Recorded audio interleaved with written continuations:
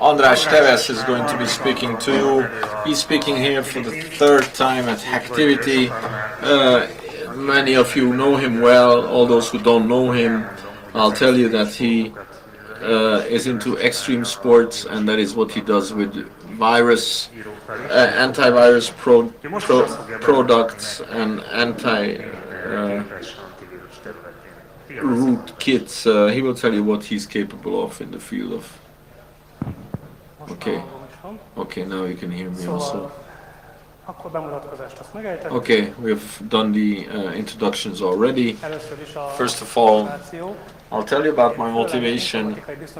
I predominantly deal with IT security audits, and doing penetration tests. I've come across antivirus programs. Of course, you get into a machine, you can actually run codes on it, but there is an antivirus program running on it that actually stops us. So we find it difficult to actually, for example, save passwords. We cannot put up a rootkit or a backdoor, something on the machine. So one of the outcomes of these studies is basically the two presentations. Microsoft Security Essentials tool. It is an antivirus program. It's a very, very simple slide, and then we will talk about asset, which is basically globally true for every single asset product. We have already announced the bug to asset. It seems they will patch it. There is a hotfix that will be out soon. The first step will be basically in asset you have this built-in password protection. If you work for a company, you have the asset antivirus on their machine and they set the password. From then on you cannot really bust your antivirus program, you cannot switch it off, you cannot switch the firewall off, you can only just accept the fact that it's there, it's doing something. In our cases, we cannot accept this when it's a security audit, so we have to find a solution for this. Usually they ask us not to, of course, bust the machine or to destroy the antivirus. So we have to find some sort of an audit mechanism with which we can switch it off. Unlocking passwords, we have moved on. What we do is we actually modify settings of asset. We change the rules and there are possible solutions that I think might help us in workarounds. So Microsoft, the objective here was, this was actually a test case, that there was a Microsoft antivirus on the server and we tried to run codes on them, a Meterpreter and a Metasploit. We wrote the file on disk, antivirus found it and erased it. But then we found an alternative method. We could already run commands on the machine. There is a task kill command, which allows you to actually stop any process whatsoever, to kill any task whatsoever. What we did here was, we had MSSQL access. XP command shell allowed us to run commands. Of course, we could not run everything we wanted, but we ran this command and it just stopped the whole antivirus, and from then on we could actually write anything on the server and run it. A bit of a video for you. We have the files in the sample library. We will copy the Meterpreter. We have managed to copy it. We wait a bit. And then the antivirus has found it. Basically what he's doing is deleting the whole file. Hozzáférés megtagadva. Itt látszik, hogy a hozzáférés blokkolva van, tehát az, hogy ő lassan reagál, ez csak a látszat, azért ő blokkol valamit. Hát akkor mit tudunk tenni? So what can we do? What we do is we just kill the task, the process of this task.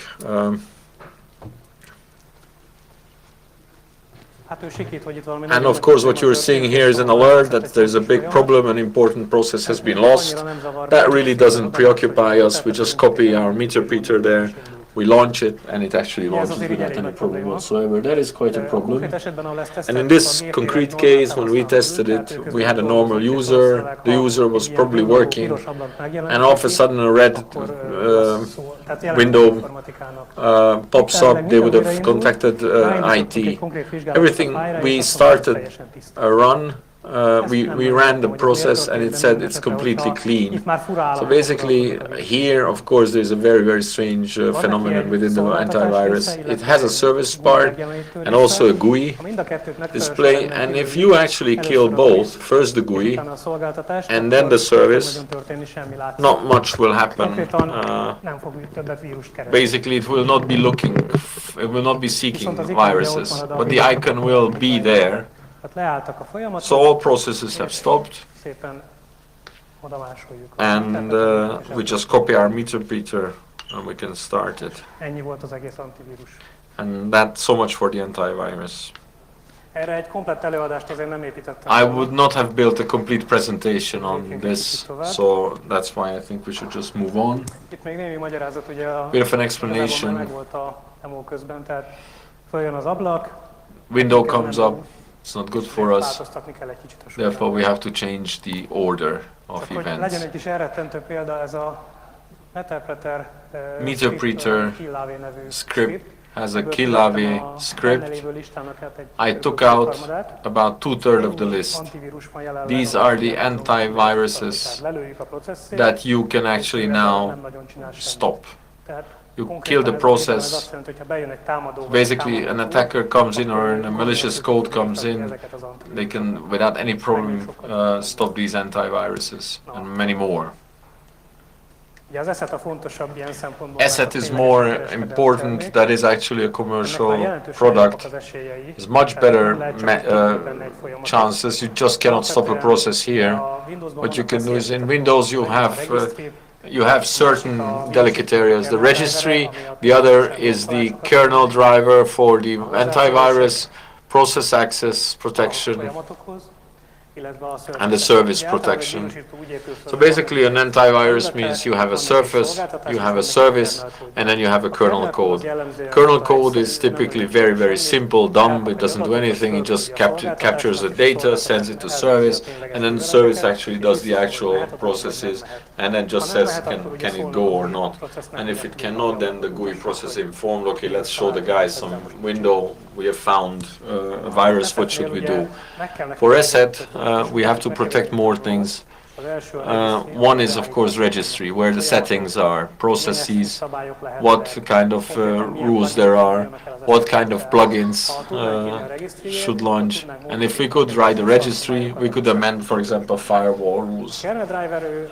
Kernel driver, if we stop that, then the whole screening stops. So nothing, no data will come up towards services, nothing will happen. For processes, if we could kill the process like we did with Microsoft, then we would be quite well off. Service basically does the same thing. So let's look at what we have. Itt nem annyira olvasható, az assetnek a kulcsa látszik a registryben. Here's the asset key in registry, trying to establish a new value here, it doesn't really want us to, and most probably they have, when we want to write into registry, they are stopping us if we want to write into their part of the registry. The protection is not quite comprehensive. You can establish a new key, but the new key is... Illetve nem tudunk ebben sem semmit létrehozni. Akkor nézzük. Megpróbáljuk, tehát megnéztük, hogy hogyan működik ez az egész. So we looked into how this really works. There's this kernel driver, which is basically some sort of device control file that allows you to access it. You can send IOCTLs here. This is what starts. It says we are starting again, we're restarting, we're stopping, something's going to happen. If we can send such messages, then there's a whole lot of things we can achieve. These are not documented things. We either have to look it up in reverse engineering, or we just have to use brute force to get them out. But the service itself does not allow us to open it, so there's not much we can do. Kicsit meg vagyok fázva. Van ugye az LKM service-ünk, illetve a GUI processünk. Őket megpróbáljuk ugyanúgy kilőni, The EKRN service, well, we start to stop it, it says access denied. It didn't work. Windows API-kon keresztül megnéztem. Now, I use Windows APIs to see what I can do. Now, open process is to open any processes and try to do anything here. Our first move would have been to terminate the process, to terminate the GUI, but it didn't allow us. Then we wanted to make a new thread with a code that we like registry modification, but it didn't work either. Then we have a password protection, which I mentioned in the beginning. This is how it looks like, approximately. You just provide a password, and then if you want to modify anything, then it comes up. And you cannot uninstall the product, because again, it will ask for a password. Now, I couldn't find the password where it's stored. It is somewhere in the registry, but I couldn't find it. So let's see what we can do with it. Now, the demo here is going to be about setting a password. So this is a theoretic thing, because if we could run anything we did, but we couldn't. Now, we see the password. We cannot access the system. It is protected. Now we are logged in. Now we have a Meterpreter script, and what we did here is that we just load the program and then generate the programs. We load it through the command line. You can see the code over there. And from this point on, there is no password protection. This can be done on any machine. If we have a local access, then it goes without problem. You just have to generate a code.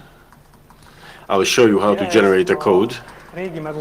Now, the old solution of asset was the unlock v3. Now, this is a bit different than the new one. This is the old solution, but the essence is the same. The code is quite simple. It doesn't do a lot of things. It sends a code and expects a code, and then based on that, it would write this value into the registry key. And then if the asset finds it there, then it will forget the old password. Now, in the old one, there was no registry protection, so this worked properly. In the new asset, you have a registry protection, so this would not work this way. Now, let's look at some specificities.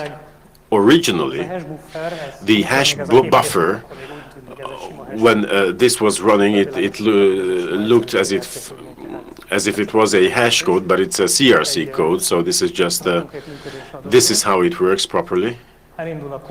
The code starts. This is unlock v3. It will ask the name of the computer. It will calculate a CRC. It will query the sector number, the offset, and all other figures and data. It will just add them up, and then it would put it together with the CRC value. This is what it writes down as a code. This is what we send to the asset. We get an answer. You can see that at the hash buffer code, and then there's a CRC calculation, and if this code is appropriate, then it is just written in the registry and the whole thing is unlocked. This is the newer version. You can see the description. I just downloaded part of the web page so that it should work this way to demonstrate how it should work. This is quite identical to the previous one. And this is where you see the differences. You see that the device I/O control call request, and also the, well, this is probably not the way it's originally named, but this is how I named them. And so if we have right to access the kernel, so we can open the file that we cannot open, then we generate the message, send the message, and with that message and two other messages, we can ask the asset to forget the self-protection, this silly thing with the self-protection, and not to want to protect itself any longer. So this is the essence. Hozzáférések vizsgálata, illetve a konkrét Access evaluation and the ICO control requests. Device IO control call, this is what it looks like. It is not a complicated thing that we are sending. 2222448, this is the IOCTR call number. So if we know this number and we know the second parameter as well, then this puts us in a good position. But we are still at the phase that only unlock.exe has access to the control file. So this is not good enough yet.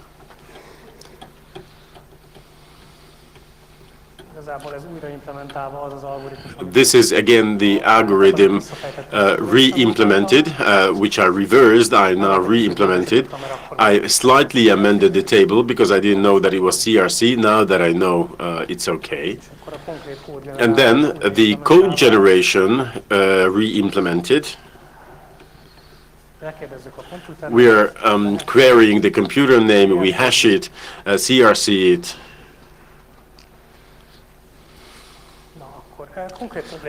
Now, our specific problem, what are the specific problems? Now, the code generation is on the client side, and the control is also on the client side. So we don't need to go to the asset and to send this code to the asset because we can generate it ourselves after reverse engineering. And this is how we can reproduce the whole thing. Now, the license validation in the whole system works as follows. We send the license identification to the asset. They will check if it is an existing one, and they will send back the unlock code. In our case, it doesn't work because we didn't even send the code, so there is no online validation at all. The major problem is that this code is reusable. So once we generated it, as long as we do not replace our Winchester and rename our computer, we can use this code to unlock the machine anytime, or the computer of anyone else's, if he has the same disk and the same computer.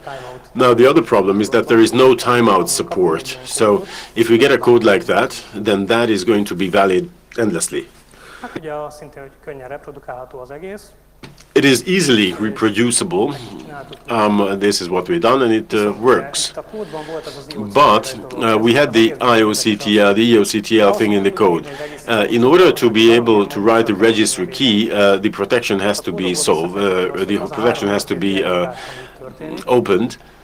Now, the three calls, if we carry out those three calls, then specifically the whole self-protection is forgotten by asset.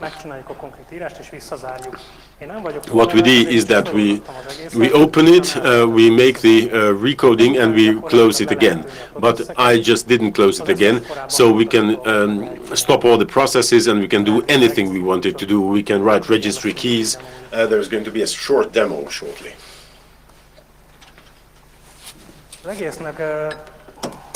Now, the whole thing could not work only with a signed code. The signed code is checked on a kernel level, so if I modify the unlock.exe, it wouldn't work. There's no debugger in it, so if we connect a debugger and we just push that 1 byte in the memory, we can unlock it. And if we stop the process when it is just unlocked, we can again modify it. But from a programming point of view, this is not really convenient. We cannot really do anything with an attack. So if I load a debugger on the machine, on the computer, and then everything stops, a lot of things happen. But what we can do is we can inject codes.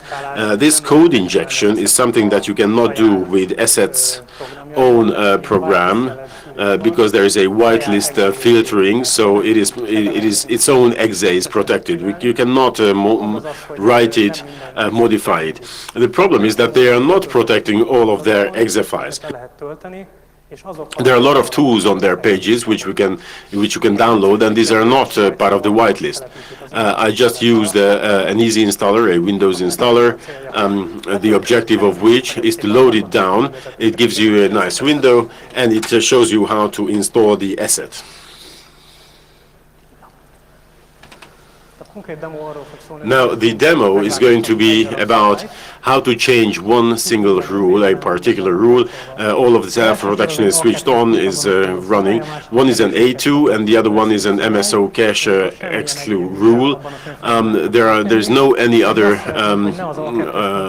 anything. There's nothing else controlled in that folder. So we try to make the modification here, but it wouldn't, because as I showed you, it would not allow itself to be modified. Then we try to switch off the processes. That's not going to work either, because the e-kernel is also protected, and the other processes are protected as well.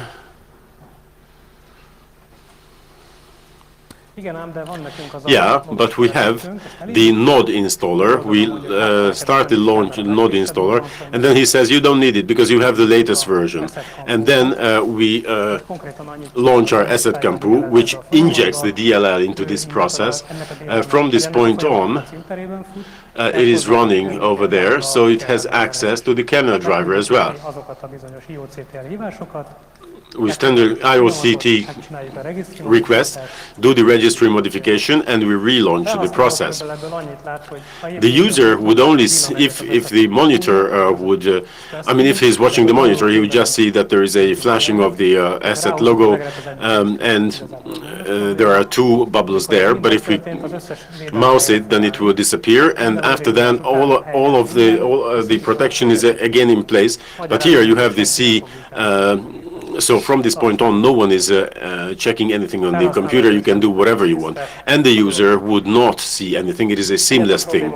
The only problem is that I never managed to try it in Sharp, because I never had a customer that was running this one, although I was very happy because I had the solution already.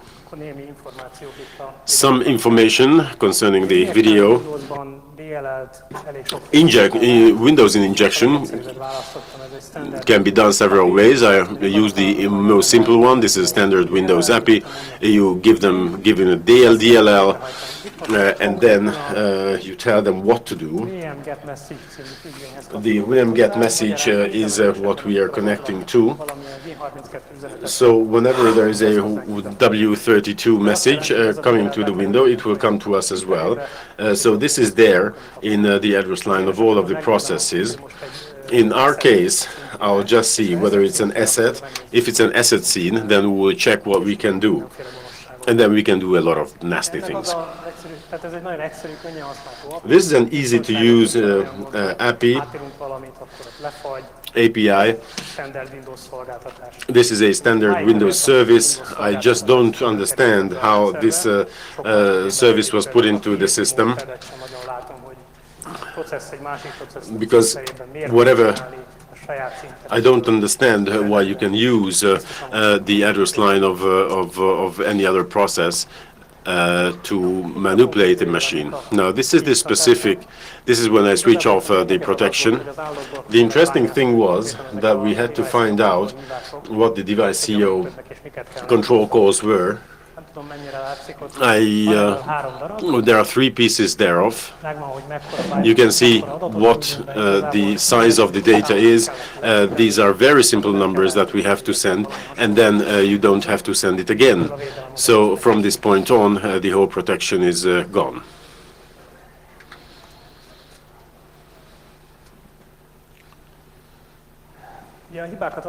Now, the problems were caused by the fact that the whole thing was not carefully overthought.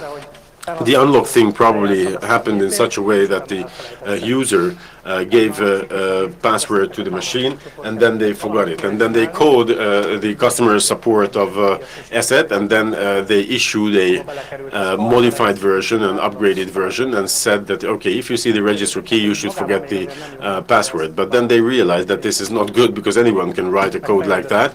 And also the program developed further. This is how they came up with the registry protection. And then the newer version came up, which lifted the registry protection, and the whole thing worked. The other big problem was that the images that it is checking or letting run to the device control file, these are not thoroughly controlled.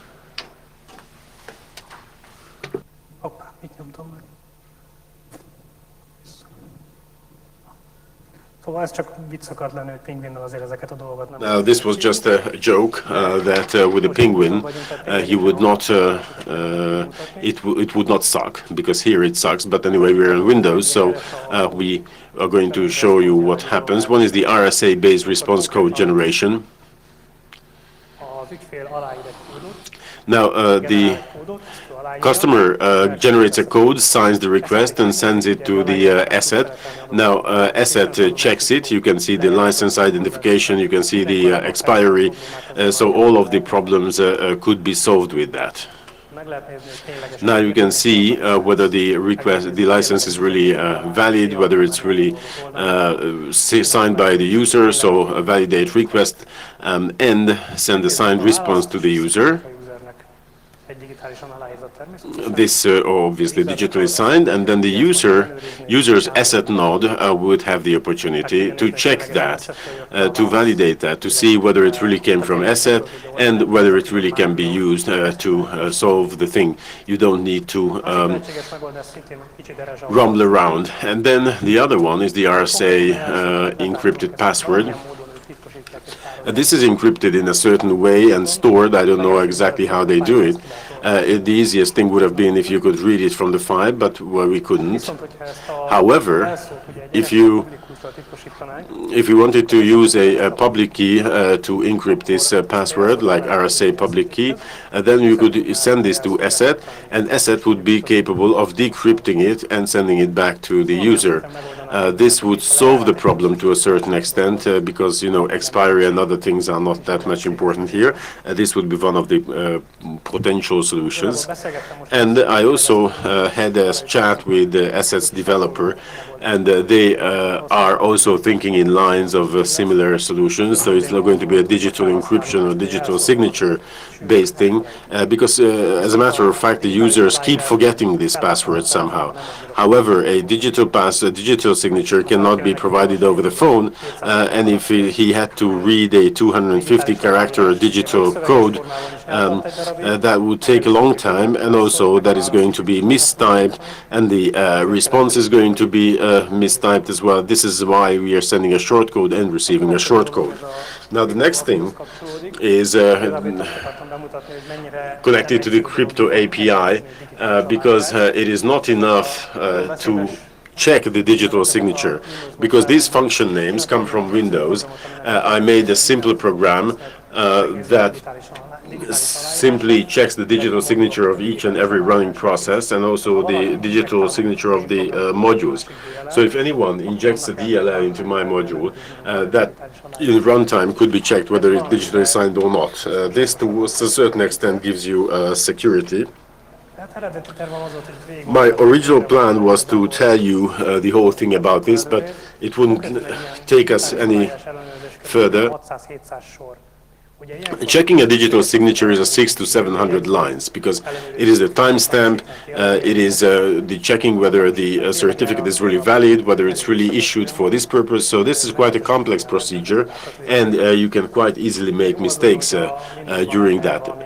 The good thing would be to have a simple API in Windows, like for example the function could be called, is this exe valid, and not all these things separated together, but a much more simple solution.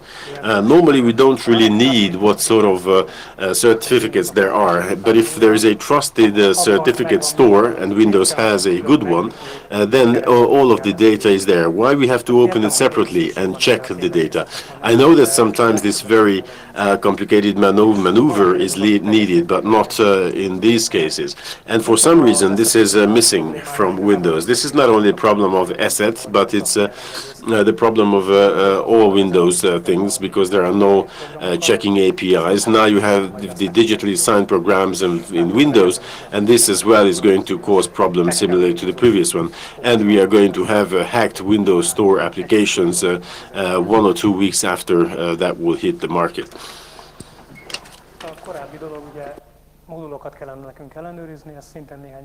The earlier thing is that we are supposed to verify modules and validate all the modules. I have the opportunity in Windows to do so. Module verification, open processes to see what is loaded.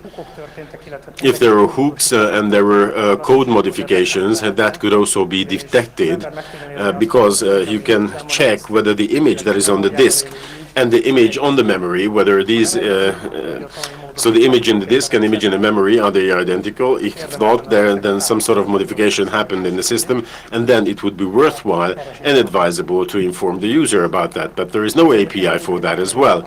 This, in case of rootkits, is something that it works. This method is already widely used there, because there I have a file, and the file content on the disk is absolutely different from the file content in the memory or the file content that the user sees.